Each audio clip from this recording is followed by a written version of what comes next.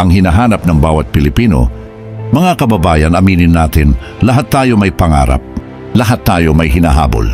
Ang iba gustong maging mayaman, ang iba gustong makapagtapos ng pag-aaral, ang iba naman simpleng gusto lang mabigyan ng magandang buhay ang kanilang pamilya. Ngunit sa kabila ng lahat ng ito, napapansin nyo ba? Parang kahit anong gawin natin, laging may kulang. Kung minsan kahit may trabaho ka na, kahit may naipundar ka na, parang may tinig pa ring bumubulong, hindi pa sapat. Kailangan mo pa ng mas marami.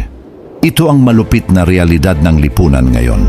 Sa social media, nakikita natin ang mga kaibigan na may bagong sasakyan, bagong bahay, bagong gamit, at doon nagsisimula ang tukso ng pagkukumpara. Bakit sila meron, ako wala? Bakit sila umaasenso, ako naipit pa rin? Pero tanungin natin ang sarili, ito ba talaga ang sukatan ng tagumpay? Kapag ba maraming pera, automatic ba na masaya? Kapag ba maraming followers, successful na ba agad? Kung Stoic ang tatanungin, sina Marcus Aurelius, Seneca, at Epictetus, ang sagot ay malinaw. Hindi pera, hindi kapangyarihan, hindi palakpak ng tao ang tunay na tagumpay, kundi ang pamumuno sa sarili. Una, ang pamumuno sa sarili. Sabi ni Marcus Aurelius, "He who conquers himself is mightier than he who conquers a city." Mga kababayan, isipin ninyo ito. Maraming tao ang kayang magpalakad ng kumpanya, kayang magpatakbo ng negosyo, kayang mang-impluwensya ng libo-libong tao, pero hindi kayang kontrolin ang sarili nilang galit, bisyo o tukso. Ano ang halaga ng isang leader kung alipin siya ng sariling damdamin? Ano ang saysay ng pera kung hindi mo kayang pigilan ang sarili sa bisyo?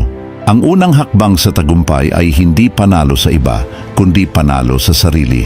Ang taong disiplinado, marunong maghintay, marunong pumili ng tama kahit mahirap, siya ang tunay na matagumpay.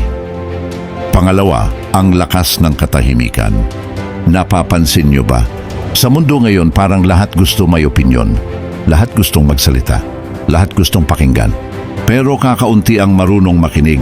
Ang Stoic ay nagtuturo, maging tahimik. Hindi ito pagiging mahina, ito'y pagiging matatag. Dahil ang katahimikan ay nagbibigay linaw. Kapag hindi ka agad nagsasalita, mas nauunawaan mo ang sitwasyon. Kapag hindi ka agad nagre-react, mas nakakapili ka ng tamang sagot. Sa trabaho, sa pamilya, o sa negosyo, minsan ang pinakamakapangyarihang tao ay hindi ang pinakamadaldal, kundi ang pinakatahimik.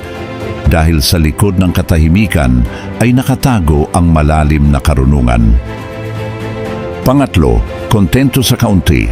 Mga kapatid, ito ang isa sa pinakamahirap matutunan, kontento sa kaunti. Sanay tayo na ang sukatan ng yaman ay dami ng pera, ari-arian o gamit. Pero ang Stoic ay nagtuturo, ang tunay na mayaman ay hindi ang taong maraming hawak, kundi ang taong marunong makontento. Ilagay natin sa halimbawa, isang tao ang may simpleng bahay, simpleng pagkain at simpleng buhay. Ngunit siya'y marunong ngumiti, marunong magpasalamat, marunong maging masaya kahit wala ang lahat ng luho. Samantalang ang isa naman, milyonaryo nga pero laging hindi mapakali, laging naiinggit, laging kulang. Sino ang mas mayaman sa kanilang dalawa? Ang kontento sa kaunti ay hindi kawalan ng ambisyon. Ito'y kasiguraduhan na kahit anong mangyari, hindi ka alipin ng pagnanasa. Pangapat, yakapin ang hirap. Narito ang isang katotohanan, walang matagumpay na tao ang hindi dumaan sa hirap. Madalas gusto natin shortcut, gusto natin mabilis na pera, mabilis na tagumpay, mabilis na resulta. Pero mga kaibigan, walang shortcut sa tunay na tagumpay. Ang hirap ang ating guro. Kapag natutunan mong yakapin ang hirap, ang pawis, ang puyat, ang pagkatalo, doon ka tumitibay. Kapag natutunan mong hindi takbuhan ang unos, kundi harapin ito, doon ka nagiging tunay na malakas. Ang hirap ay hindi hadlang. Ito'y daan tungo sa kagalakan ng tagumpay. Panglima, disiplina ang susi. Marami ang matalino, marami ang magaling, pero bakit kakaunti ang umaabot sa tugatog ng tagumpay? Dahil kakaunti ang disiplinado. Ang talento ay biyaya, ang swerte ay bonus. Pero ang disiplina, ito ang tulay sa pagitan ng pangarap at katuparan. Kung kaya mong bumangon kahit ayaw ng katawan, kung kaya mong magpatuloy kahit walang pumupuri, Kung kaya mong gawin ang tama kahit walang nakatingin, iyon ang tunay na disiplina at iyon ang lihim ng mga matagumpay. Pang-anim, huwag umasa sa palakpak. Mga kapatid, isa ito sa pinakamahirap, huwag umasa sa palakpak ng tao. Sa social media, sa trabaho, sa lipunan, tila ba lahat hinuhusgahan ng iba? Pero isipin natin, ang palakpak ay panandalian. Ang taong pumupuri sa iyo ngayon, maaring siya rin ang pumuna sa iyo bukas. Kung ang halaga mo ay nakatali sa palakpak, madaling masira ang iyong puso. Ngunit kung ang halaga mo ay nakaugat sa konsensya at prinsipyo, walang makakabali nito. Ang tunay na matagumpay ay ang taong gumagawa ng tama kahit walang nakakakita. Pang-pito, alalahanin ng kamatayan, memento mori. Mga kaibigan, alalahanin natin, lahat tayo ay mamamatay. Hindi ito panakot, ito'y paalala. Dahil kapag alam mong maikli ang buhay, mas marunong kang pahalagahan ang oras. Kung mamamatay ka bukas, gagawin mo pa ba ang mga walang saysay na bagay na ginagawa mo ngayon? Kung mamamatay ka bukas, magagalit ka pa ba sa maliliit na bagay? Ang kamatayan ay hindi dapat katakutan. Ito ay dapat maging paalala na mabuhay ng may dangal ngayon, hindi bukas. Pang-walo, ang tunay na sukatan ng tagumpay. Kung pagsasama-samahin natin ang lahat, ano ang tunay na sukatan ng tagumpay? Hindi ito pera, hindi ito kapangyarihan, hindi ito palakpak ng tao. Ang tunay na tagumpay ay kapayapaan ng isip, katatagan ng loob, dangal na hindi kayang sirain ng panahon.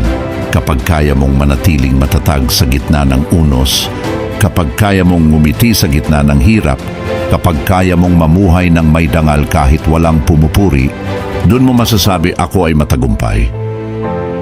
Pang-siyam, mga praktikal na tip para sa stoic success. Narito ang ilang hakbang na maaari mong simulan. 1. Maging tahimik. Huwag agad magsalita. Pakinggan muna. 2. Mag-journal gabi-gabi. Isulat ang natutunan at pagkakamali. 3. Sanayin ang sarili sa hirap. Pumili ng simpleng pagkain paminsan-minsan o iwasan ang luho. 4. Pigilan ang emosyon bago magsalita. Magbilang hanggang 10. 5. Gumising ng maaga. Simulan ang araw ng disiplinado. 6. Huwag umasa sa papuri ng tao. Gawin ang tama kahit walang nakakakita. 7. Alalahanin ang kamatayan. Pahalagahan ang oras. 8. Mamuhay ng simple. Hindi lahat ng bagay ay kailangang makuha. 9. Pumili ng tamang kaibigan. Ang kasama mo ay nakakaapekto sa iyong tagumpay. 10. Mamuhay ng may dangal. Iyong reputasyon ay mababago, pero ang karakter ang mananatili. Mga kababayan, sa huli kapag tayo'y nasa ating huling hininga, hindi natin tatanungin kung gaano karami ang followers natin o gaano kalaki ang bahay natin. Ang tanong lang, naging totoo ba tayo sa tama? Nakayanan ba natin ang hirap ng may dangal? Minahal ba natin ang buhay ng buong puso? Kung oo, doon lamang natin masasabi, ako ay tunay na matagumpay.